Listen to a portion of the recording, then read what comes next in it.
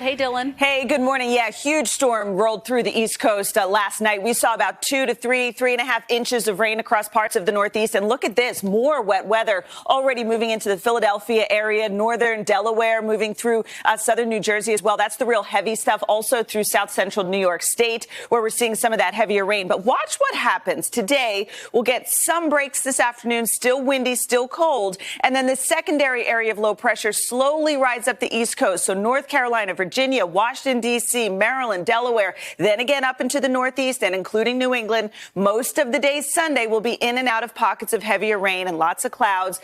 At times we'll get breaks, but then more wet weather moves in. Most of the activity Monday will be in the morning for the Mid-Atlantic and then through the day mostly across New England. And then it will finally exit as we go into Monday night. And then everything turns around for tomorrow. Now, we could see an additional 1 to 2 inches of rain, higher amounts still yet to fall across southeastern Massachusetts into Rhode Island. The heaviest totals will be along the coast, closer to that area of low pressure. Also want to point out that back through Kansas into Oklahoma, Texas, an area that is totally saturated. We are still looking at an additional 3 to 4 inches of rain, especially through the panhandles of Texas and Oklahoma. So that's another area that is still dealing with this wet weather. Kristen.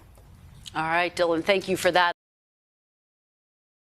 Hey, thanks for watching our YouTube channel. Find your favorite recipes, celebrity interviews, uplifting stories, shop our favorite deals, and so much more with the Today app. Download it now.